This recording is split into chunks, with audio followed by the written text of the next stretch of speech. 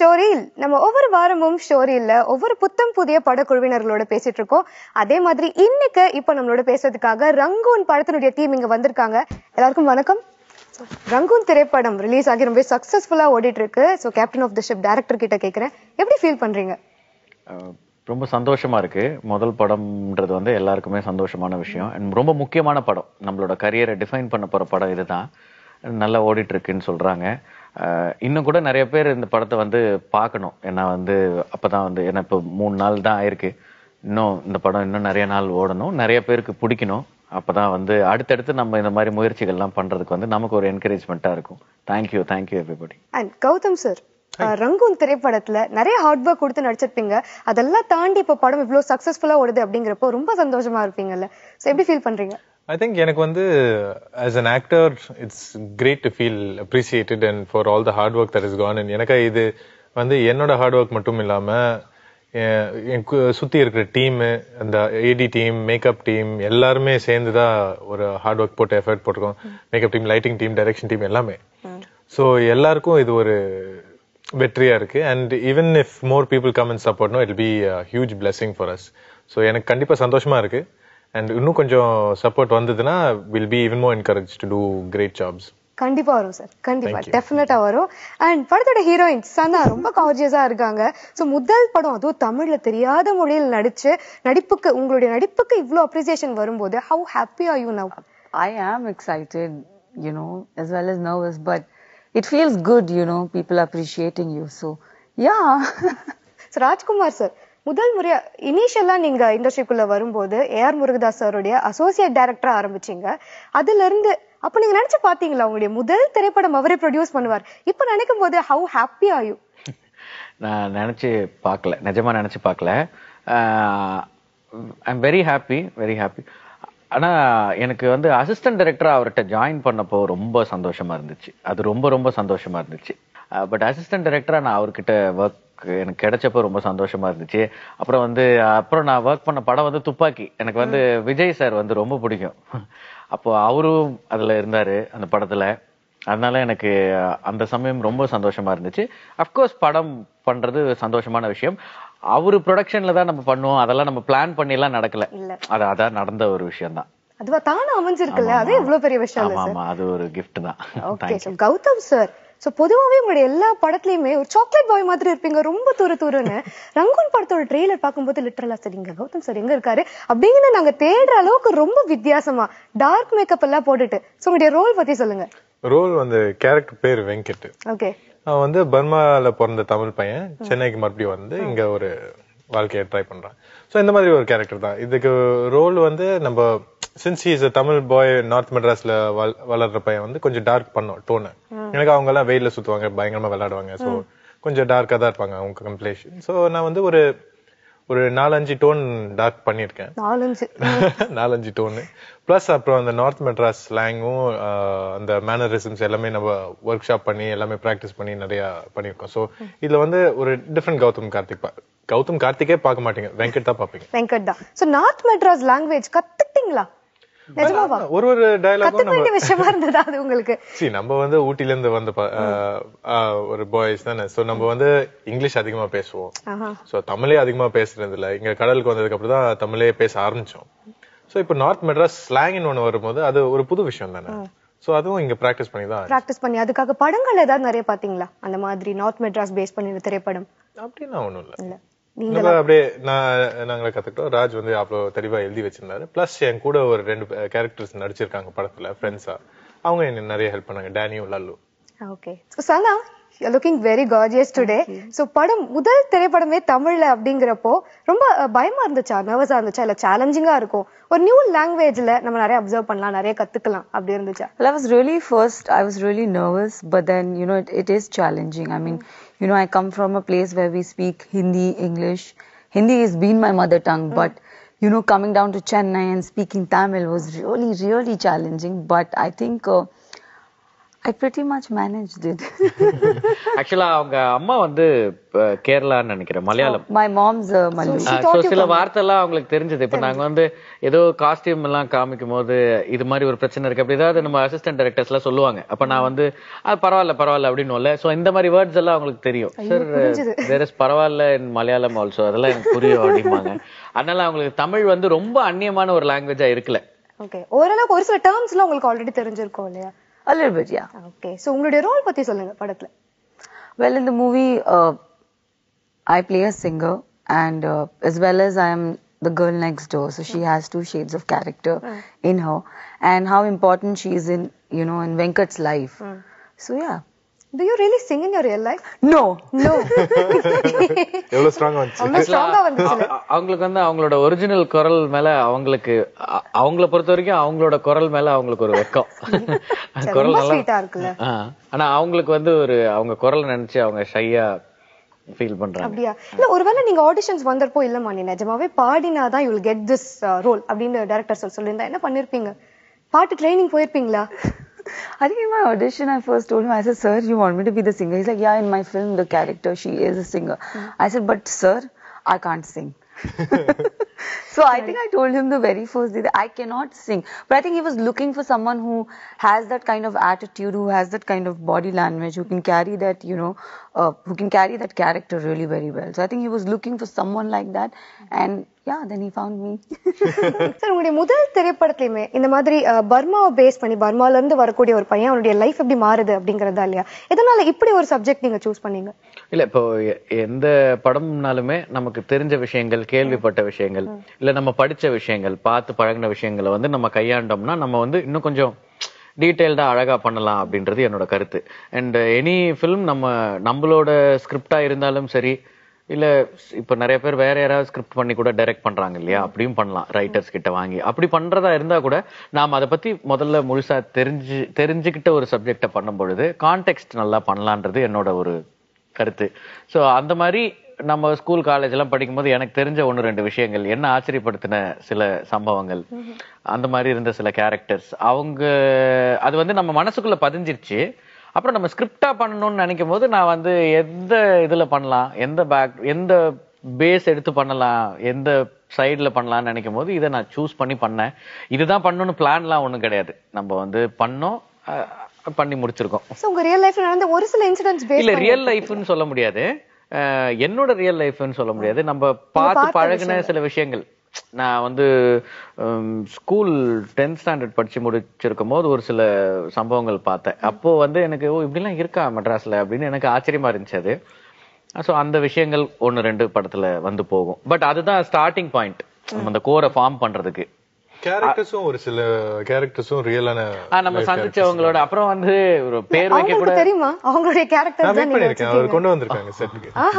இல்ல, அது வந்து ஒரு பார்ஷியல் இன்ஸ்பிரேஷன் சொல்லலாம். அவங்கள மாதிரி ஒரு பேரு அந்த மாதிரி இதெல்லாம். இப்ப வந்து பேர் கூட வந்து நம்ம வந்து சினிமாக்குன்னு கதைக்குன்னு நம்ம உட்கார்ந்து பேர் எழுதுறத விட இல்ல, இப்ப இந்த நம்ம ஷூட்டிங் பண்ற குரூவே நம்மள சுத்தி ஒரு 10-15 பேர் இருப்பாங்க. 15 பேருக்கு ஒரு பேர் இருக்கும், அந்த பேர்ல ஒரு உண்மை இருக்கும்.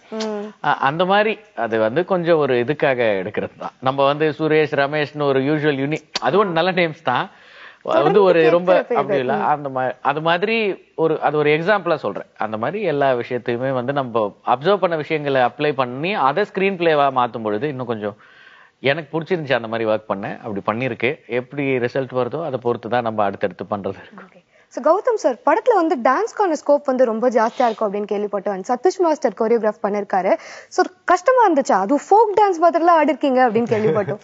ஐ திங்க் சதீஷ் மாஸ்டர் கூட வந்து ரொம்ப கம்ஃபர்டபுளா இருந்தேன். எனக்கு கிட்டத்தட்ட 2 பேரும் வந்து ஒரே ஏஜ் குரூப்ல தான் இருக்கும், ஒரே இதுல இருக்கும். சோ அந்த ஃப்ளோ அவருக்கு ஒரே ஏஜ் குரூப்ன்றதை தாண்டி இவங்க 2 பேரும் செட்ல இருந்தாங்கன்னா, சதீஷ் கொஞ்சம் இவரு வந்து ஒரு 6 feet டால், இவரு சதீஷ் வந்து ஒரு ஆவரேஜான ஹைட்ல இருப்பாரு. ஒரு குள்ளமும் கிடையாது, ரொம்ப உயரமும் கிடையாது, ஒரு நல்ல ஹைட்ல இருப்பாரு அவரு.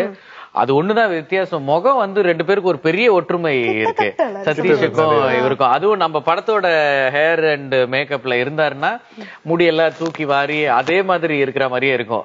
சில ஸ்டில்ஸ் எல்லாம் கூட இருக்கு, ரெண்டு பேரும் பக்கம் பக்கமா இருந்து நல்லா இருக்கும். நான் வந்து முன்னாடி சொல்லியிருக்கேன், சதீஷ் எனக்கு ரொம்ப நல்ல ஃப்ரெண்டு. அப்ப நான் அவர்கிட்ட சொல்லியிருக்கேன், இந்த கௌதம் கார்த்திக் பாத்தீங்களா உங்களை மாதிரியே இருக்காரு, நீங்க ரெண்டு பேரும் செட்டில் இருந்தா ஒரு மாதிரி ஜாலியா இருக்கும்னு நினைச்சேன் அப்படின்லாம் சொல்லியிருக்கேன். அது மாதிரி இந்த படத்துல நடந்தது. ஓகே, மேபி இவர் ட்வின்ஸா வச்சு ஒரு படம் அடுத்து பண்ணலாம் அப்படின்னு அவர் யூஸ் பண்ணிக்கலாம் நினைக்கிறேன். இல்ல கரெக்டா இருக்குமோ? எனக்கு டூப்பா இருக்கு, நல்லா இருக்கும். டூபா ட்வின்ஸ் கூட கிடையாது. அவர் டான்ஸ் பண்ணிட்டு நான் வந்து மத்ததெல்லாம் நடிச்சிட்டு போறேன். இந்த ஐடியா நல்லா இருக்கு. அதோட but working with him was actually wonderful. எனக்கு அவர் வந்து ரொம்ப கம்ஃபர்டபுளா வச்சாரு. அண்ட் கஷ்டமான ஸ்டெப் எல்லாம் ரொம்ப ஈஸி ஆக்கிட்டாரு எனக்கு. ஒரு டான்ஸ் மாஸ்டர் கிட்ட ஒரு நல்ல விஷயம் என்னன்னா, அவர் வந்து எந்த ஆர்டிஸ்ட் கூட ஒர்க் பண்றோமோ அவங்களோட கெபாசிட்டி புரிஞ்சு கொரியோகிராஃப் பண்ண ஒரு நல்ல விஷயம். அது வந்து கண்டிப்பா சதீஷ் கிட்ட இருக்கு. அவர் அப்படி பண்ணிருக்காரு, அப்படி யூஸ் பண்ணிருக்காரு, என்ன அப்படி யூட்டிலைஸ் பண்ணிருக்காரு. சோ வந்து இந்த பெர்ஃபார்மன்ஸ்லயே ரொம்ப நல்லா வந்திருக்குன்னு நினைக்கிறேன். ஓகே, சோ உங்க ரெண்டு பேருக்குள்ள நிஜமா ஒரு ஃப்ரெண்ட்ஷிப் இருந்ததால அது ஆன் ஸ்கிரீன் அப்ளை ஆயிருக்கு அப்படின்னு சொல்லிருக்கீங்க இல்லையா? சோ அதே மாதிரி இந்த படத்துலயுமே ஃபைட் மாஸ்டர்ஸ் பத்தி சொல்லணும்னா ட்வின்ஸ் இல்லையா, அன்பு அண்ட் அறிவு ரெண்டு பேரும் ஒர்க் பண்ணிருக்காங்க. என்னைக்காவது கன்ஃபியூஸ் ஆயிருக்கீங்களா, யார் அன்பு யார் அறிவுன்னு தெரியாம? அவர் சொன்ன விஷயத்த போய் இவர்கிட்ட கேக்குறது அந்த மாதிரி டெய்லி கன்ஃபியூஸ் ஆயிரும். நான் ஒரு ஷாட்டுக்கு கன்ஃபியூஸ் ஆயிரும். எனக்கு ஒருத்தர் வந்து அங்க ஸ்பாட்ல வந்து கொரியோகிராஃப் பண்ணிட்டு இருப்பாரு. ஓகே மாஸ்டர் அந்த ஆக்ஷன் கட் அப்படின்னு சொல்லிடுவாரு. ஒருத்தர் ஓடி வந்துருவாரா, மானிட்டர்ல போய் செக் பண்ணும்போது ஒருத்தர் அங்க உட்காந்து பாருங்க, இப்பதானே நீங்க அங்க வந்தீங்க. ஆமா, கொஞ்சம் டிஸ்ஓரியன்ட் ஆயிரும் நம்மளுக்கு. அவங்க ஒரே ட்ரெஸ் போடுவாங்க, ஒரே மாதிரி தான் ட்ரெஸ் பண்ணுவாங்க, ஒரே மாதிரி கூலர்ஸ் போடுவாங்க, ஒரே மாதிரி ஷூஸ் போடுவாங்க. அவங்க சின்ன வயசுல இருந்து எனக்கு தெரியும் அவங்கள, என்னோட சின்ன வயசுல இருந்து எனக்கு தெரியும்.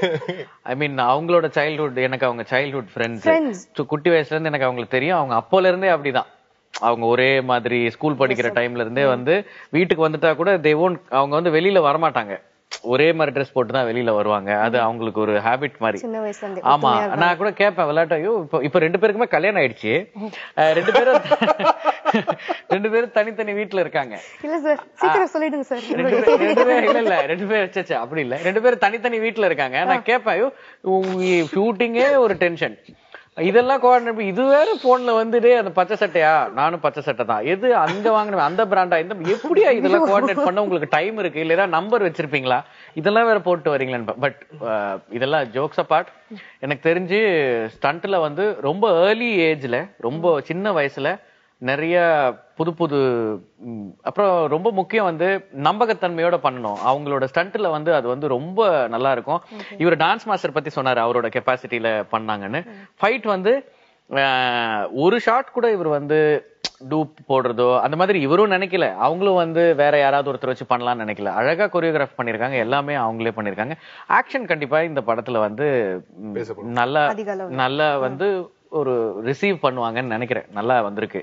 ஓகே, படத்துல ஆக்ஷனுக்கான இம்பார்ட்டன்ஸ் இருக்கிறதால சரி, ஆல்ரெடி ரெண்டு பேர் ட்வின்ஸா இருக்காங்க, ரெண்டு மாஸ்டர்ஸ் நல்லா இருந்தா நல்லா இருக்கும் அப்படின்னு நினைச்சு கமெண்ட் பண்ணீங்களா? இல்ல ரெண்டு பேரும் எது பிரிக்கிறது, சட்டையில இருந்து எல்லாம் ஒண்ணா போடுறாங்களே? இல்ல அப்படி இல்ல, ஒரு சில டெக்னீஷியன்ஸ் வந்து இதுல எனக்கு ரொம்ப நல்ல பழகினவங்க தெரிஞ்சவங்க இருந்திருக்காங்க இந்த படத்துல. ஃபார் எக்ஸாம்பிள் சதீஷ் வந்து நான் வந்து டெலிவிஷன் பேக்ரவுண்ட்ல இருந்தா வந்திருக்கேன்.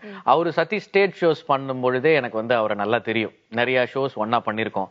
சோ சதீஷ், அப்புறம் நிறைய பேர், அவர் மட்டும் இல்ல, நிறைய மத்த ஃப்ரெண்ட்ஸ் எல்லாம் கூட இருக்காங்க. பட் டேட் ஷெரீஃப்னு ஒரு மாஸ்டர் இருக்காரு, அவர் கூட. இன்ஃபேக்ட் ஷெரீஃப் தான் வந்து எனக்கு வந்து கௌதம வந்து அறிமுகமே படுத்தி வச்சாரு கதை சொல்றதுக்கு. அவர் ஒரு டான்ஸ் கொரியோகிராஃபர் தான். பட் அவர் வந்து அப்போ தெரி படம் பண்ணிட்டு இருந்தாரு நாங்க ஷூட் பண்ணும் பொழுது, அதனால அவர் அதுல பிஸியா இருந்தாரு. சோ சதீஷ் இன்னொரு ஃப்ரெண்ட் அவரு பண்ணிருக்காரு. அது மாதிரி ஸ்டண்ட் வந்து அவங்க வந்து எனக்கு நெய்பர்ஸ் மாதிரி, நெய்பர்ஸ் இல்ல, ஒரே ஏரியால கொஞ்சம் பக்கத்து வீடு அவங்க ஸ்டண்ட் மாஸ்டர்ஸ் ரெண்டு பேரும். அப்ப அவங்க வந்து அப்ப ஃபைட்டர்ஸா ஒர்க் பண்ணிட்டு இருந்தாங்க, பாய்ஸா ஒர்க் பண்ணிட்டு இருப்பாங்க. அப்ப வந்து அவங்க கில்லி இந்த மாதிரி நிறைய படம், சாரோட படம் கஜினில எல்லாம் கூட ஹிந்தி படம் தமிழ் படம் எல்லாமே ஒர்க் பண்ணிருக்காங்க. சோ அவங்க ஒரு ஷூட்டிங் கிளம்பி போறது ஒரு பெரிய இதா இருக்கும். அவங்க வந்து ஒரு யமஹா பைக் வச்சிருப்பாங்க, எல்லாரும் ஏரியால வந்து அவங்கள பாப்பாங்க, அவங்க வந்து ஷூட்டிங் போறாங்க, சினிமால ஒர்க் பண்றாங்கன்ற ஒரு சின்ன ஒரு ஆர்வம் இருக்கும் அவங்க மேல. அப்போ நான் சொல்லுவேன் அவங்கள்ட்ட விளையாட்டா, நீங்க வந்து நான் தான் டைரக்டர் ஆகணும், நீங்க அது வரைக்கும் ஃபைட்டர் தான், நீங்க மாஸ்டர் ஆகணும்னா நம்ம படம் எடுக்கணும்னு வேண்டிக்கிங்க, நான் படம் எடுத்தாதான் நீங்க மாஸ்டர் அப்படின்னு சொல்லுவேன். ஆனா வந்து நான் படம் எடுக்கிறதுக்கு முன்னாடி அவங்க ஒரு 30-40 படம் பண்ணிட்டாங்க. அண்ட் ரஜினி சார் வச்சு அவங்க அதுக்கு முன்னாடி ஸ்டண்ட் எல்லாம் பண்ணி முடிச்சிட்டாங்க. கபாலி அவங்க பண்ணாங்க, மெட்ராஸ் அவங்க பண்ணிருந்தாங்க, நிறைய மலையாளம் பிலிம்ஸ் பண்றாங்க, நிறைய படங்கள் பண்ணிட்டாங்க. ஞாபகம் வந்தது சொல்றேன்.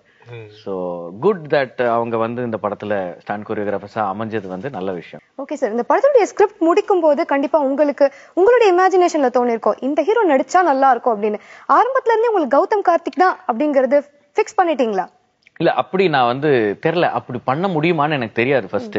அது நிறைய பேர் கேக்குறாங்க, இந்த கேள்வி ஒரு காமனா நிறைய பேர் கேக்குறாங்க, இண்டஸ்ட்ரிக்குள்ள கூட கேட்டாங்க. அப்படி எனக்கு பண்ண தெரியாது உண்மையிலேயே. இவருக்கு ஒரு கதை, அவருக்கு அப்படி நம்ம தெரியல, அப்படி எப்படி பண்ணுவாங்கன்னு எனக்கு தெரியல. ஸ்கிரிப்டை நம்ம ஒழுங்கா அந்த ஸ்கிரிப்டுக்கு என்ன போக்கோ அதுபடி நான் பண்ணியிருந்தேன்.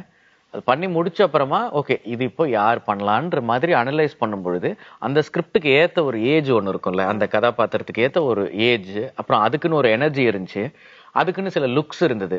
ஸோ மெயினா பார்க்கும்போது ஏஜ் வந்து ஒரு பெரிய ஃபேக்டரா இருந்துச்சு நம்ம இவரை வந்து சூஸ் பண்ணதுக்கு. ஒரு ஏர்லி 20s தான் அந்த பையனோட வயசு.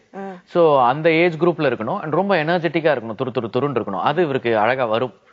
அப்புறம் வந்து கொஞ்சம் அவரோட லுக்ஸ் வந்து கொஞ்சம் இதுக்காக கொஞ்சம் மாத்தணும்ன்ற மாதிரி இருந்துச்சு. பெருசா மாத்தணும்னு இல்ல, கொஞ்சம் மாத்திக்கணும். இப்ப அவரோட ஹேர் வந்து பாத்தீங்கன்னா ரொம்ப சில்கி ஹேர், ரொம்ப எவ்வளவு நோட்டீஸ் பண்ணிருக்காருல டைரக்டர். ஆமாங்க. இல்ல அப்ப இந்த படத்துக்கு வந்து கொஞ்சம் கர்லியா இருக்கணும், கொஞ்சம் ட்ரை ஹேர் மாதிரி இருக்கணும், புழுதியில நிறைய அலைஞ்சு தெரிஞ்ச ஒரு கடல் காத்து பட்ட முடி மாதிரி இருக்கணும். சோ அந்த மாதிரி இருக்கிற அந்த ஏரியால இருந்து வரணும், ஹேர் மாத்தணும், ஃபேஸ் மாத்தணும், கொஞ்சம் அந்த ரூட்டடா அந்த கேரக்டருக்கு நியாயமா இருக்கணும்ன்றதால கொஞ்சம் நம்ம மெனக்கிட வேண்டி இருந்துச்சு. மத்தபடி அவர் வந்து இதுக்குதான் இவர் கரெக்டா இருப்பாருன்றது ஸ்கிரிப்ட் எழுதி முடிச்சுட்டு அதை ஒரு வேலையா நம்ம அனலைஸ் பண்ணும்பொழுது தெரிஞ்சது. அதுக்கப்புறம் பாதி ஷூட்டிங் போகும்போதே உங்களுக்கு தெரிஞ்சிருச்சு இனிமே கௌதமா பார்க்கல, இல்ல ஷூட்டிங் மாதிரி இருக்கும் கௌதம் வைப்பார் அந்த மாதிரி. ஷூட்டிங் போறதுக்கு முன்னாடியே நம்ம அவர் அப்ரோச் பண்ண போகும்பொழுதே கன்வின்ஸ்டா தான் போனோம். ஓகே 100% கன்வின்ஸ்டா தான். சோ படத்துக்காக நார்த் மெட்ராஸ் அந்த கலோக்கியல் தமிழ்லாம் கத்துக்கிட்டீங்க. இப்ப பர்மால இருந்து வர பையன் அப்படிங்கறதால பர்மா கல்ச்சர் பத்தின ரிசர்ச் ஏதாவது பண்ணீங்களா? ஆக்சுவலா நான் வந்து எதுவுமே பண்ண தேவையில்ல. ஆக்சுவலா எனக்கு ராஜ் எல்லாமே பண்ணி முடிச்சிட்டேன். சோ எனக்கு வந்து ஒரு பர்மா கல்ச்சர் குரு இருந்தானா இவர் தான் எனக்கு ஆல் இன் ஆல் ஆயிட்டாரு.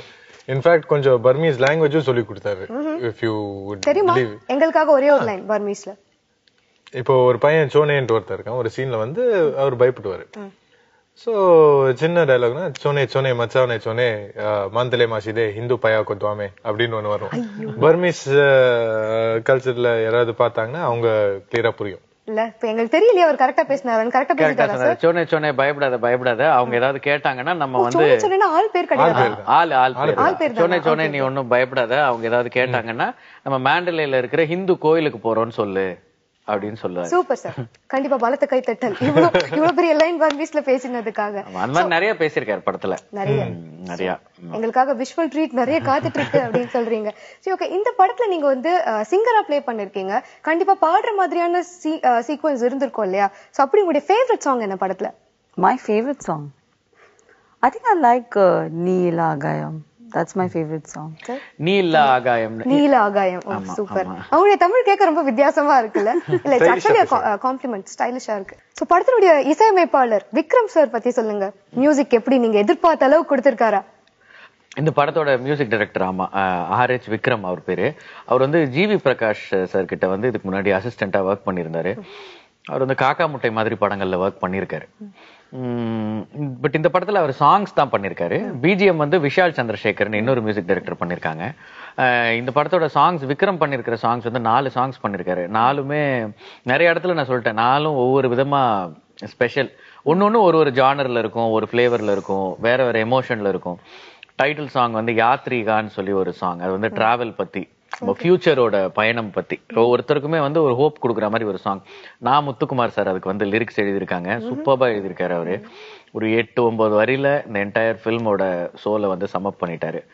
என்னை மறக்கிறேன்னு ஒரு பாட்டு, அந்த பாட்டோட குரல் வந்து ரொம்ப ஸ்பெஷல். கவிதா தாமஸ்னு ஒரு சிங்கர் பாடியிருக்காங்க. அது வந்து இவங்களோட இன்ட்ரோ சாங் அந்த பாட்டு. அது ஒரு கிளப்ல பாடுற மாதிரி ஒரு பாட்டு. இன்னொரு பாட்டு வந்து ஃபாரின் ரிட்டர்ன் அனிருத் பாடியிருக்காரு. அனிருத் வந்து very sweet of him to come and sing for us. ஏன்னா அவரே பெரிய மியூசிக் டைரக்டர். அப்போ வந்து வெறும் நட்பு ரீதியா நம்ம கேட்டதுக்கு பண்ணி கொடுத்தாரு, வேற எதுவும் அவருக்கு அதனால எந்த பிரயோஜனமும் இல்லை. அதனால பட் நமக்கு வந்து படத்துக்கு பெரிய பிரயோஜனம். ஆக்சுவலா அந்த பாட்டை தான் முதல்ல நாங்க லான்ச் பண்ணோம். எல்லார்கிட்டயும் நல்ல ஒரு ரீச் இருந்துச்சு அந்த பாட்டு. ஒரு டான்ஸ் நம்பர் அதுக்கு சூப்பரா ஆடி இருக்காரு. அந்த பாட்டுக்கு தான் சதீஷ் வந்து கொரியோகிராஃப் பண்ணாரு. இன்ஃபேக்ட் சதீஷ் அந்த இன்னொரு பாட்டு என்னை மறக்கிறேனும் அவர் தான் கொரியோகிராஃப் பண்ணாரு. இந்த பாட்டுக்கு ஆட வச்சிருக்காரு நல்லா இவரை. இன்னொரு சாங் வந்து ஒரு லல்லபை, அது வந்து சின்மயி பாடியிருக்காங்க. ஒரு கேர்ள் ஃப்ரெண்ட் வந்து ஒரு பாய் ஃப்ரெண்டுக்கு பாடுற ஒரு தாலாட்டு. நல்லா அழகா வந்திருக்கு அந்த பாட்டும். ஒரு விஸ்பரிங் டோன்ல ரொம்ப நல்லா இருக்கும். நல்ல லிரிக்ஸ். அது வந்து விவேக் எழுதியிருக்காரு, லிரிசிஸ்ட் விவேக். சோ அது 4 பாட்டு இருக்கு. இது தவிர விஷால் சந்திரசேகர் வந்து படத்துக்கு பேக்ரவுண்ட் ஸ்கோர் பண்ணிருக்காங்க. அவர் பேக்ரவுண்ட் பண்ணும்போது ஒரு 2 சாங் பண்ணிருக்காரு. அந்த சாங் தான் அவங்க ரொம்ப பிடிச்ச சாங்னு சொன்னாங்க, நீ இல்ல ஆகாயம். ஆமா, அந்த பாட்டோட விஷுவல் கூட இப்ப வெளியில வந்திருக்கு. நல்லா வந்து அந்த சாங். அப்புறம் ஒரு டிராவல் சாங் ஒன்று இருக்கு, அதுவும் RRஓட வரும். அது ஒரு அசாமிஸ் லாங்குவேஜ்ல. சோ இதுதான் சாங்ஸ் படத்தை பத்தி. அந்த லல்லபை ரொம்ப வித்தியாசமா இருந்துச்சு சார். யூசுவலாவே தாலாட்டுனா அம்மா மகனுக்கு பாடிதான் கேள்விப்பட்டிருக்கோம். கேர்ள் ஃப்ரெண்ட் பாடுறது அப்படிங்கறதே அதே ரொம்ப டிஃபரெண்டா இருக்குல்ல. சோ பாடல் கேட்கணும் அப்படிங்கிற அந்த படத்துல கேரக்டரே வந்து அந்த பொண்ணோட கேரக்டர் வந்து இப்ப வந்து ஒரு கேரக்டருமே படத்துல வந்து இவரோட பிரான்ச்சஸ் அதான் வரும். இவரோட லைஃப்ல ரோல் பிளே பண்ற ஒவ்வொருத்தரும் தான் இந்த படத்துல கேரக்டர்ஸ். சோ அதுல அவரோட லவ் இன்ட்ரெஸ்டா அந்த நதாஷான்ற பொண்ணு கேரக்டர் வராங்க. அவங்க சிங்கருங்கிறதுனால இவர் உடஞ்சு போய் இருக்கிற ஒரு சமயத்துல வர ஒரு பாட்டு மாதிரி அந்த பாட்டு இருக்கு. அது வந்து தொட்டில் மடியில் அப்படின்னு ஆரம்பிக்கும். தொட்டில் மடியில் தூங்கவா அப்படின்னு சொல்லி ஆரம்பிக்கும். இனிமே எதுவும் பிரச்சனை இருக்காது, இதெல்லாம் ஒரு பேட் ட்ரீம் மாதிரி நீ மறந்துருப்பா அப்படின்னு சொல்ற மாதிரி ஒரு சாங். அந்த அர்த்தத்துல விவேக் ரொம்ப அழகா எழுதி கொடுத்தாரு. நான் ஆக்சுவலா இங்கிலீஷ்ல நிறைய ரெஃபரன்ஸ் கொடுத்தோம். இப்படி இந்த மாதிரி லிரிக் எழுதுங்க இங்கிலீஷ்ல எழுதி, இதுக்கு வந்து இது மாதிரி மீனிங் வரணும், அது மாதிரி மீனிங் வரணும்னு நிறைய போட்டு அவர்கிட்ட சொன்னோம். அவரு வந்து பியூட்டிஃபுல்லா அதுல இருந்து ஒன்னு டிரைவ் பண்ணி டோட்டலா வேற ஒரு லெவல்ல கொடுத்தாரு. நல்லா வந்திருக்கு அந்த பாட்டு கூட. And we should thank Chinmayi இந்த சமயத்துல. அது ஒரு பிட் சாங் தான், 1 minute வரும். அந்த பாட்டோட லென்த்தே அவ்வளவுதான். பட் அந்த சாங் வந்து அவங்க வந்து பண்ணி கொடுத்தாங்க, பாடி கொடுத்தாங்க. Okay. So and coming back to Gautham. So பொதுவாவே ஆல்ரெடி இண்டஸ்ட்ரியில அப்பா இருக்காங்க, தாத்தா இருக்காரு அப்படிங்கிறது ஒரு அட்வான்டேஜ் தான் வச்சுக்கோங்களேன். ஆனா உங்களுடைய படம் பார்த்துட்டு தொடர்ந்து அப்பாவோட கம்பேர் பண்ணும்போது அது உங்களுக்கு எப்படி இருக்கும்? ஐ திங்க் யாருமே இப்போது வரைக்கும் நான் எந்த படம் பண்ணாலும் யாருமே அப்பா கூட கம்பேர் பண்ணதில்ல. பண்ணாலும் எனக்கு தெரிஞ்சு நான் அப்பா லெவலுக்கு இன்னும் வளரல. சோ அது வளர்ந்ததுக்கு அப்புறம் கம்பேர் பண்ணா நல்லா இருக்கும்னு நான் யோசிக்கிறேன். சரி, முதல் படம் கடல் படம் பார்த்துட்டு அப்பா கொடுத்த காம்ப்ளிமெண்ட் ஞாபகம் இருக்கா? காம்ப்ளிமெண்ட் கொடுத்திருக்காரா படம் பார்த்துட்டு? ஓஎஸ் அவர் வந்து என்னோட ஹார்ட் ஒர்க்கை ரொம்ப பாராட்டினாரு.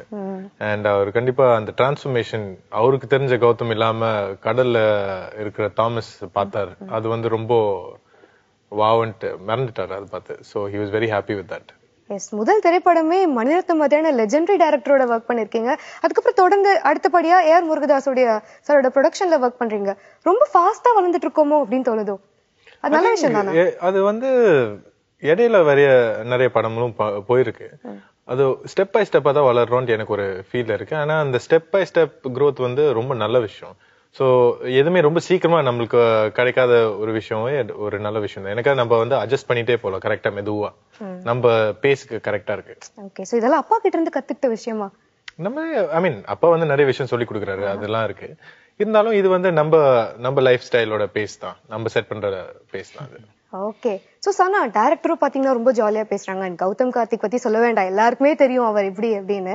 சோ உங்களுக்கு செட்லயே மறக்க முடியாத ஒரு அனுபவம்? Any unforgettable incident? Funny moments இல்ல? Director is very jolly. Prankster அவரு, prankla பண்ணுவீங்களா? Friendly. நானா இவங்கள prank? No, I never prank. Any unforgettable moment, happy moment, jolly moment? I think whenever I'm on set, it has been fun. Like, you know, we've enjoyed our scenes, we've had fun. I think there was no special moment. I think every moment, whatever time I've spent on set, I think that is memorable. So there's no particular as such. அவங்க அந்த moment என்ன நான் வேணா ஞாபகப்படுத்துறேன், அவங்களுக்கு ஞாபகம் வரலாம், இல்ல நான் வேணா சொல்றேன். அவங்க வந்து இந்த அவங்களோட வீடு வரும், அவங்களோட வீட்டுல வந்து சாங் மாண்டாஜஸ் எல்லாம் ஷூட் பண்ணோம். அந்த சாங் மாண்டாஜை ஷூட் பண்ணும்போது இந்த அத்தோ மொய்ங்கா அதெல்லாம் வந்து அந்த டேபிள்ல வச்சிருந்தோம். நான் வந்து அதெல்லாம் வச்சுட்டு இப்ப வந்து கேமரா போய் மானிட்டர் பார்த்து ஃப்ரேம் எல்லாம் வச்சுட்டு ஓகே டேக் போலாம். நாங்களே ஒரு நாளைக்கு 3 சீன் எடுப்போம், 4 சீன் கூட எடுப்போம். சாங் எல்லாம் இருக்கும்போது நிறைய எடுப்போம். சோ வந்து வேகமா பண்ணணும் எல்லாமே அந்த டைம்குள்ள. அப்படி பண்ணணும்னு நான் இது பண்ணிட்டு திரும்ப பிளேட் எம்டியா இருக்கும். அந்த சாப்பாடோட டேஸ்ட் அவங்களுக்கு பிடிச்சி போயில்ல, அவங்க வந்து எல்லாத்தையும் முடிச்சிருவாங்க. அப்புறம் திருப்பி டேக் எடுக்காமலே காலி ஆயிட்டே இருக்கும். அது மறுபடியும் கொட்டி வச்சுட்டே இருப்போம். சீக்ரெட்ஸ்லாம் ரிவீல் பண்ணிட்டாரோ? அது மாதிரி ஒண்ணு இருக்கு. அப்புறம் வந்து இவங்க வந்து பஸ்ல ஃபர்ஸ்ட் டைம் சென்னை சிட்டி பஸ்ல வந்து ஷூட் பண்ணோம். அது வந்து என்னன்னா பஸ் வந்து ஒரு நாள் இவங்களை விட்டுட்டு போயிடுச்சு பஸ். அப்புறம் வந்து இவங்க ஸ்டக் ஆகி அப்புறம் நம்ம திருப்பி இன்னொரு ரவுண்ட் பஸ் எடுத்துட்டு வந்து சென்னைக்கு பல கனவுகளோட வந்து இந்த ஹீரோயினை இப்படி எல்லாம் என்ன சார் பயந்துட்டீங்களா? இல்ல. No. First I was shocked. I said, where is this bus taking me? And then I think someone in my AD was there in the van. So he no, we're taking a U-turn and going to this spot. I said, okay. Sir, and Air Murugadhasan என்னைக்காச்சும் செட்டுக்கு வந்து உங்களுடைய நீங்க எப்படி shoot பண்றீங்க அதெல்லாம் பாத்துருக்காரா? அதான் என்னன்னா இதை நான் முக்கியமா சொல்லணும். நம்ம ரொம்ப ஜாலியா பேசுறோம். அதுல வந்து ஒரு முக்கியமான மென்ஷன் நான் பண்ணணும். நிறைய பேருக்கு டவுட்ஸ் இருந்து என் ஃப்ரெண்ட்ஸ் கூட கேட்டிருக்காங்க, என்ன நீ வந்து Murugadoss sir assistant director okay, but அவரோட ப்ரொடக்ஷன்ல அவர் நல்லவர் தான், சான்ஸ் எல்லாம் தராரு, ஆனா வந்து அவரு ப்ரொடக்ஷன்ல பண்ணும் பொழுது அவரோட தலையீடுகள் இருக்காதா? அவர் வந்து இந்த சீன் இப்படி எடுத்துருக்கலாமே, அப்படி எடுத்துருக்கோம், இப்படி எடுங்க, இது என்னது இது அப்படிலாம். ஸ்கிரிப்ட் ஒரு நாள் நான் சொன்னதுதான். அந்த ஸ்கிரிப்ட் சொன்னதுக்கு அப்புறமா அவர் வந்து ஒரு ஸ்டேஜ்லயும் நான் தான் அவரை பாக்குறதுக்கு வந்து கூப்பிடணும். அவர் வந்து ஒரு இம்மி அளவு கூட அவரோட தலையீடு வந்து எதுலயுமே இருக்காது. அவர் ரொம்ப தெளிவா இருந்தாரு. இந்த படத்துக்கு டைரக்டர் ராஜ்குமார், அவர் என்ன பண்றாரோ அவர் பண்ணட்டும், நம்ம ப்ரொடியூசர் அவருக்கு வேண்டியதை பண்ணி கொடுப்போன்றதுல தெளிவா இருந்தாங்க. அது அவரோட பர்சனல் கேரக்டர், அவர் அப்படிதான் இருப்பாரு. அதே அவர் படத்துக்கு நாங்க அசிஸ்டன்ட் டைரக்டரா ஒர்க் பண்ணும்போது வந்து நிறைய டிமாண்ட்ஸ் இருக்கும். நிறைய வந்து அவரை சாட்டிஸ்ஃபை பண்றது கஷ்டமான விஷயம். அண்ட் நிறைய லிபர்ட்டி கொடுப்பாரு. அங்கேயே நிறைய சுதந்திரம் இருக்கும். நமக்கு ஒவ்வொருத்தருக்கு ஒரு டிபார்ட்மெண்ட் இருக்கும்ல. ஒருத்தர் காஸ்டியூம் பார்ப்பாங்க, ஒருத்தர் காஸ்டிங் பார்ப்பாங்க, ஒருத்தர் ஆர்ட் டிபார்ட்மெண்ட் பார்ப்பாங்க. அந்தந்த படத்துல ஒர்க் பண்ற ஏடிஸ் சொல்றேன். அந்த மாதிரி அவங்கவுங்க எந்த துறையில இருக்காங்களோ அவங்களுக்கு அதுல முழு சுதந்திரம் இருக்கும். ப்ரூவ் பண்ணீங்கன்னா அப்ரிஷியேட் பண்ணுவாரு, இல்லாம போயிடுச்சுன்னா ரொம்ப திட்டமாட்டாரு. அதை வந்து எதனாலன்னு சொல்லி அதை பண்ண வைப்பாரு. அந்த மாதிரி ஒரு பர்சன் அவரு. அது மாதிரி நம்ம டைரக்ட் பண்ணும் போது நம்மளோட எக்ஸ்பிரஷனா அந்த படம் முழுசா வரணுங்கிறதுல ரொம்ப கவனமா இருந்தாரு. எந்த தலையீடும் அவருக்கு தெரியாம கூட எதுவும் சொல்லிட மாட்டாரு. நான் ஆனா நோண்டி கேட்பேன், சார் எப்படி இருக்கு சார், பிடிச்சிருக்கா, நல்லா இருக்கா, நீங்க ஏதாவது சொன்னீங்கன்னா பண்ணலாம் அப்படின்னு. இல்ல ராஜ்குமார் நல்லா இருக்கு, எனக்கு எல்லா தடவை பார்க்கும் போதும் இம்ப்ரெசிவா தான் இருக்கு. ஒரு தடவை ஒரு ஸ்டேஜ் காம்போம், டப்பிங்க்கு முன்னாடி காம்போம், டப்பிங் அப்புறம் காம்போம், எடிட் லாக் பண்ணிட்டு காம்போம், டிஐ பண்ணிட்டு காம்போம், சவுண்ட் மிக்ஸ்ல ஒரு தடவை காம்போம், ஃபைனல் அவுட் காம்போம், இப்படி பல ஸ்டேஜஸ்ல பாத்திருக்காரு. அவர் வந்து அவரு ஃபீட்பேக் சொல்லுவாரே தவிர அவர் வந்து எதையும் அவரோட கருத்துக்களை புகுத்த மாட்டாரு. ஐ திங்க் அதுக்கு ஒரு பெரிய மெச்சூரிட்டி லெவல் வேணும்னு நினைக்கிறேன். அது இன் தட் வே அவர் வந்து பெரிய மனிதர். அண்ட் உங்களை பத்தி சொல்லும் போது இப்போ இருக்கிற யங் ஆக்டர்ஸ்ல நீங்க அவருடைய ஃபேவரட் அப்படின்னு சொல்லியிருந்தாரு. That's a huge word actually. ஏன்னா ஒரு பெரிய blessing தான். ஏன்னா I think Murugadas is one of the most accomplished directors நம்ம இண்டஸ்ட்ரியில. And எனக்கு தெரிஞ்சு I even had the honor of sharing screen space with him. அது பெரிய விஷயமா ப்ளோ அவுட் பண்ற மாதிரி நான் விரும்பல. அவர் ஒரு ஃப்ரேம்க்கு வந்திருந்தாரு, அந்த ஃப்ரேம்ல அவர் பக்கத்துலயே நான் நின்னேன். சோ அதுக்கு எனக்கு ஒரு பெரிய சந்தோஷம். So அது மட்டும் தான் சொல்ல விரும்புறேன். And definitely if Murugadas sir is willing to, I would love to work with him. I think that will be an experience. நீங்க வந்து அவர் செட்டுக்கு வந்திருக்காரான்னு தான் கேட்டீங்கல்ல, உங்களோட போன கேள்வியே வந்து அதான் இல்லையா? ஆமா, அது மாதிரி இருந்ததுனால அவர் எந்த இடைஞ்சலுமே பண்ணதில்ல, ஷூட்டிங்க்கு வந்ததே கிடையாது. ஒரு நாள் நான் அவரை ஃபோர்ஸ் பண்ணி ஒரு விஷயம் என்னோட தேவைக்காக அவரை நான் வர வச்சிருக்கேன். அது வந்து படம் நீங்க பார்க்கும் போது தெரியும். அதுதான் இப்ப சார் அதுல வந்து நான் அவர் பக்கத்துலயே எனக்கு ஒரு இந்த மாதிரியான நிறைய சர்ப்ரைஸ் எலிமெண்ட்ஸ்லாம் எங்களுக்காக காத்துட்டு இருக்கு இல்லையா? சர்ப்ரைசஸ் இப்படி ஒவ்வொருத்தர் பத்தியுமே நிறைய காம்ப்ளிமெண்ட்ஸ் கொடுத்திருக்காரு சார். அண்ட் சனா பத்தி சொல்லும் போது இப்போ காலிவுட் இண்டஸ்ட்ரியில சிம்ரன் இல்லாத குறைய தீர்த்து வச்சிருக்கீங்க அப்படிதான் சொல்லிருக்காரு. He's actually given me like a big weightage. But yeah, I mean, you know, really sweet of him to, you know, he complimented me, or somewhere I reminded him of Simran. So yeah, I take this is like, you know, it's a compliment for me. But I just want to clarify that there is no replacing Simran on this. She's not taking some place or something like that. She's just one. She will be one. She had rule and she'll always rule. So yeah, I don't want to comment on that. But still it's a compliment, right? Yeah, I said it. It is a compliment, and he's given me a good weightage, you know, that you reminded me of Simran. So I want to சிம்ரனோட work பண்ணவங்க சொல்லும்போது தான் அதுக்கு உள்ள அவர் சொன்ன context என்னன்னா, sir சொன்னது வந்து என்ன கான்டெக்ஸ்ட்ல அவங்கள சொல்லியிருந்தாங்கன்னா, சிம்ரன் வந்து அவங்களோட முதல் படம் நடிக்க வந்திருப்பாங்கல்ல, இப்ப இது இவங்களுக்கு தமிழ்ல முதல் படம். அந்த மாதிரி சிம்ரன் மேம் வந்து தமிழ்ல முதல்ல ஒரு படத்துக்கு நடிக்க வந்திருக்காங்க. அந்த படத்துல முருகதாஸ் சார் வந்து ஏடியா ஒர்க் பண்ணிருக்காங்க. சோ அதனால நான் அவங்களோட முதல் படத்தை நான் பார்த்திருக்கேன் ஏடியா. சோ இவங்களோட முதல் படம் இதுன்னு அந்த கான்டெக்ட்ல சொன்னாரு. அண்ட் கௌதம் சார், உங்ககிட்ட ஒரு முக்கியமான கேள்வி இருக்கு. அது இது கைண்ட் ஆஃப் ஒரு கற்பனை கேள்வி மாதிரின்னு வச்சுக்கோங்களேன். இப்போ வந்து தாத்தாவும் மிகப்பெரிய நடிகர். ஸோ முத்துராமன் சாருடைய ஒரு திரைப்படம் ரீமேக் பண்ணலான்னு இருக்காங்க. அதே மாதிரி அப்பா நடிச்ச மௌனராகம் படத்தையும் ரீமேக் பண்ண போறாங்க. ரெண்டுக்குமே உங்களை தான் அப்ரோச் பண்றாங்கன்னு வச்சுக்கோங்களேன். எந்த மூவி நீங்க செலக்ட் பண்ணுவீங்க? நான் செலக்டே பண்ண மாட்டேங்க. செலக்ட் பண்ண மாட்டீங்களா? இந்த பதில் எதிர்பார்க்கலையே. ஐ திங்க் தாத்தா படங்க அப்பா படங்கள்லாம் தொடவே கூடாது ஆக்சுவலா. Because I think those are his trophies. அவங்க ட்ரோஃபி, அவங்க சம்பாரிச்ச பாசம் அன்பு எல்லாமே அது அவங்க படங்க. ரீமேக் கண்டிப்பா பண்ணி ஆகணும்னா அவங்களோட லைட் ஹார்ட்டட் ஃபிலிம்ஸ் தான் பார்ப்பேன். அந்த சீரியஸ் நோட் இல்லாம, ஒரு அக்னி நட்சத்திரமோ மௌனராகம் இல்லாம ஒரு லைட் ஹார்ட்டட் ஃபன் ஃபிலிம் மாதிரி, ஏதோ ஒரு பிஸ்தாவோ இல்ல உள்ளத்தை அளித்தாவோ அந்த மாதிரி தான் பார்ப்பேன். ஆனா எனக்கு தெரிஞ்சு மௌனராகம் கார்த்திக் சாரோட ரோலுக்கு இவர் ஆப்டா இருப்பாருல்ல. அந்த துருதுருன்னு அந்த காலேஜ் டேஸ்ல பசங்க எப்படி இருப்பாங்க? இருப்பாரு, கண்டிப்பா இருப்பாரு. ஆக்சுவலா அவரோட ஒரிஜினல் ரியல் லைஃப் கேரக்டர் வந்து அந்த மாதிரி தான். ஆமா, நிஜ கேரக்டர் வந்து அந்த படத்தோட அந்த மௌனராகம் கார்த்திக் சார் கேரக்டர் மாதிரி தான் அவரோட நிஜ லைஃப் கேரக்டர். அவ்வளவு பப்ளி அண்ட் எனர்ஜெட்டிக் அவரு. ட்ரீம் ரோல் சொல்லுவாங்கல்ல, ஒவ்வொரு ஆக்டர்ஸ்குள்ளேயும் ஒரு ட்ரீம் ரோல் இருக்கும். இந்த மாதிரி ஒரு ரோல் நம்ம கண்டிப்பா நடிக்கணும். அந்த மாதிரி நீங்க என்ன ரோல் சொல்வீங்க? நான் ஃபர்ஸ்ட்ல இருந்து அந்த ரொம்ப கிளியரா இருந்தேன். எனக்கு வந்து ஹிஸ்டாரிக்கல் மித்தலாஜிக்கல் அந்த மாதிரி புக்ஸ் ஃபேண்டசிஸ் எல்லாமே நான் படிப்பேன். ஸோ ட்ரீம் ரோல் வரணும்னா கண்டிப்பா அந்த மாதிரி ஒரு படம் பண்ணணும்னு தான் எனக்கு ஒரு ஆசை. அண்ட் அதுல வந்து என்னன்னா, ஆப்வியஸ்லி இப்போ ரீசெண்டா அந்த மாதிரி ஃபிளேவர்ல வந்து பாகுபலி அந்த மாதிரி எல்லாம் வந்திருக்கு. So definitely if I get a chance, maybe not even to that, அந்த பெரிய லெவலுக்கு இல்லாம ஒரு சின்ன பட்ஜெட்லயும் ஒரு ஹிஸ்டாரிக்கல் பீரியட் படம் பண்ணனாலும் எனக்கு ஒரு எபிக் மூவி. Okay sir. அதே மாதிரி நிறைய டிரெக்டர்ஸ் ஆப்வியஸ்லி நிறைய ரீடிங் ஹேபிட்ஸ் இருக்கும், நிறைய புத்தகங்கள் படிப்பீங்க. அப்படி நீங்க படிச்சு வியந்த ஒரு நாவல், இந்த நாவல் நான் படமாக்கணும் அப்படின்னா என்ன நாவல் சொல்லுவீங்க? அந்த நாவல் நான் படமாக்கணும், ஒரு நாவலை படமாக்கணும்னு ஆக்சுவலா நிறைய நாவல்ஸ் நம்ம படிக்கும் போது எனக்கு தோணும்.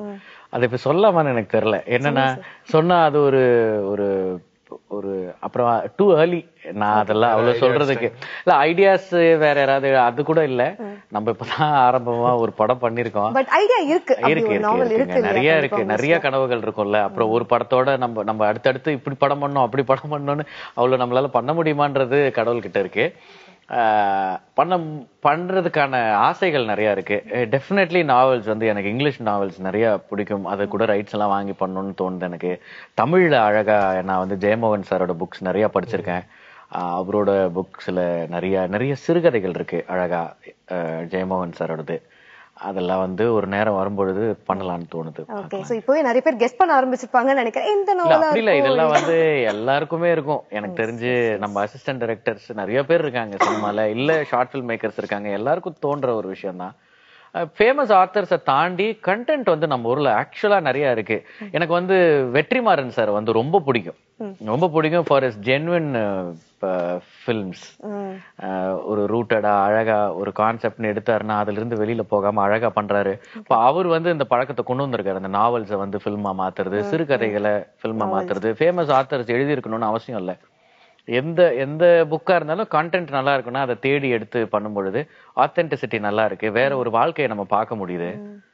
வெற்றிமாறன் சாருடைய டைரக்ஷன் ஸ்டைல் ரொம்ப பிடிக்கும் அப்படின்னு சொன்னதால இந்த கேள்வி. ரியல் இன்சிடென்ட், முழுக்க ரியல் இன்சிடென்ட்டை பேஸ் பண்ணி ஒரு திரைப்படம் உருவாக்கணும் அப்படிங்கிற எண்ணம் இருக்கா? கண்டிப்பா இருக்கு. அதுக்கு ஐடியாஸும் இருக்கு. ப்ரொவைடட் நமக்கு இந்த படம் நல்லா ஓடி அடுத்தடுத்து வாய்ப்புகள் நமக்கு தொடர்ந்து வந்துச்சுன்னா நம்ம ஒன்னொன்னா அப்படி ட்ரை பண்ணிட்டே போலாம். நல்ல படங்கள் நிறைய டைப் ஆஃப் ஃபிலிம்ஸ் பண்ணணும்னு எனக்கு ஆசை. ஒரே மாதிரி ஜானர் அப்படி பண்ணாம டிஃபரண்ட் ஜானர், ஆமா அப்படி பண்ணணும்னு ஆசை. ஆனா அது எல்லாமே வந்து ஒரு நம்பகத்தன்மையோட கிரெடிபிலிட்டியோட பண்ணணும். ரியலிசமோட கிரெடிபிலிட்டியோட பண்ணலாம். எல்லா படமே பண்ணலாம். அது ஃபேண்டசியா இருக்கலாம், பட் ஸ்டில் கிரெடிபிளா இருக்கணும்ன்றது என்னோட ஒரு எண்ணம். ஓகே சார், அப்புறம் சின்ன ரிக்வெஸ்ட். ஒவ்வொருத்தருமே ரங்கூன் திரைப்படத்தை பத்தின ஒன் லைன்ல ஆடியன்ஸ்க்கு என்ன சொல்ல விரும்புறீங்க அப்படிங்கறத சொல்ல முடியுமா? ஒன் லைன் ஆஃப் ரங்கூன் நீங்க ஸ்டார்ட் பண்ணுங்க சார். தெரியல. அதுல ரங்கூன் திரைப்படம் வந்து ஒரு சர்வைவலா இருக்கும். படத்துல நிறைய நல்ல வாய்ஸ் ஓவர்ஸ் இருக்குன்னு நினைக்கிறேன். அந்த மாதிரி வேணா ஏதாவது சொல்லலாம். நிறைய விஷயம் இருக்கு. அதான் படத்தோட பிகினிங்லயே ஒரு வாய்ஸ் வரும், ட்ரெய்லர்ல கூட அதான் வரும். பிறக்கிறது ஈஸி, சாகிறது அதை விட ஈஸி, இது ரெண்டுக்கும் நடுவுல ஒழுங்கா வாழ்றது தான் கஷ்டம் அப்படின்னு ஒண்ணு வரும். அதுதான் தீம் ஆஃப் த ஃபிலிம்னு கூட சொல்லலாம். இன்னொரு தீம் வந்து என்ன இருக்குன்னா, அந்த ட்ரெய்லரோட எண்ட்ல வரும், பலங்கிறது இருக்கப்பட்டவன் இல்லாதவனை கீழே மிதிச்சு தள்ளுறதுல மட்டும் இல்ல, அதையும் மீறி கீழே இருக்கிறவன் மேல எம்பி வரான் தெரியுமா, அதுலதான் இருக்கு அப்படின்னு இருக்கும். சோ இது வந்து எல்லா இடத்துலயும் எக்ஸிஸ்ட் ஆகும். அவரோட கேரக்டரோட லைஃப்ல மட்டும்தான் இது இருக்கும்னு சொல்ல முடியாது. இப்ப நம்ம இங்க வேலை பாக்குறோம், ஒரு கம்பெனில வேலை பாக்குறோம், எங்கேயுமே வந்து அந்த எக்ஸ்பிளாய்டேஷன், டேலண்ட்ஸ் அங்கீகரிக்காத விஷயங்கள் அது வந்து த்ரூ அவுட் இருக்கு. எல்லாம் யூனிவர்சலி இது ஒரு காமனான விஷயம். சோ அது வந்து அந்த ப்ரெஷர்ஸுக்கு நம்ம சக்கம் ஆயிடாம அதுல இருந்து நம்ம எப்படி how do we come up our cells bouncing பேக்கா எப்படி வரோன்றது வந்து முக்கியமான ஒரு விஷயம். எஸ்பெஷலி யங்ஸ்டர்ஸுக்கு எனி இண்டஸ்ட்ரி அந்த சேலஞ்சஸ் த்ரோ பண்ணும், அதை மீறி வரணும்ல. சோ அது மாதிரி ஒரு கேரக்டரா ஒரு ஹோப் ஃபெய்த்தோட வந்து இவரு இந்த டயலாக்ஸ் ரெண்டும் தான் ட்ரெய்லர்ல ஸ்டார்ட் அண்ட் எண்ட் மாதிரி, படத்துல கூட இந்த டயலாக்ஸ் வந்து பிகினிங் அண்ட் எண்டா வரும் ஆல்மோஸ்ட். ஆமா, எண்டு வந்து எண்டு அதுதான், பிகினிங் கொஞ்சம் பேச்சுவார்த்தை தாண்டி முதல் வாய்ஸ் ஓவரா அது படத்துல இருக்கு. நீங்க சொன்ன மாதிரி ட்ரெய்லர்லயே அந்த முதல் டயலாக் ரொம்பவே பிறப்புக்கோ நடுவில் நம்ம எப்படி வாழணும் அப்படிங்கிற சொல்லியிருந்தது. நிஜமா அது மிகப்பெரிய ஒரு அட்வான்டேஜா தான் சார் இருந்துச்சு. சார் அப்புறம் நீங்க படத்தை பத்தி ஒரே ஒரு லைன்ல ஆடியன்ஸ்க்கு எப்படி சொல்வீங்க?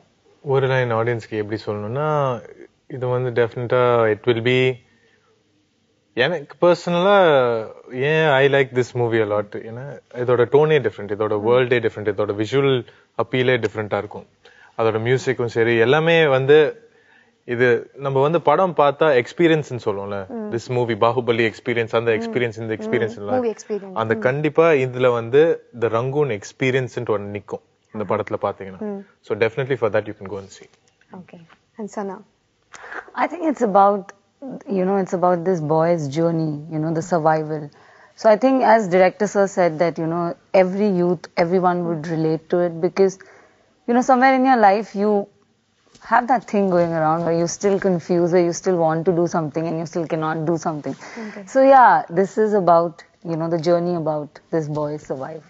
And Sana, படத்திலே உங்களுடைய ஃபேவரட் லைன், இப்போ உங்களுக்கு ஞாபகம் இருக்கிற line? I think this dialogue has some meaning, it has a very, very strong meaning. So I think the one which I say in the trailer, it's Panam Najam, what is it? Panam Najam. Panam Najam Ella Venkat, Najam Madri. So correct, பக்கா. ரொம்ப ஆழமான கருத்து இல்ல sir, ஒரே லைன்ல கொடுத்திருக்கீங்களே, அது தமிழ் தெரியாம இவ்வளவு அழகா சொல்லிருக்காங்கன்னா பெரிய விஷயம் தான். அவங்களுக்கு அந்த அர்த்தம் வந்து ரொம்ப ஆழமா புரிஞ்சிருச்சு, அதனால அதை கரெக்டா டெலிவர் பண்ணிருக்காங்க இல்லையா. அண்ட் தேங்க்யூ சோ மச் எல்லாருக்குமே. இங்க வந்து ரங்கூன் திரைப்படத்தை பத்தின நிறைய இன்ஃபர்மேஷன்ஸ் எங்களோட ஷேர் பண்ணிக்கிட்டீங்க. இன்னும் பல நாட்கள் ரங்கூன் திரைப்படம் வெற்றிகரமா ஓடணும்னு வாழ்த்துக்கள் தெரிவிச்சுக்கிறேன். நன்றி.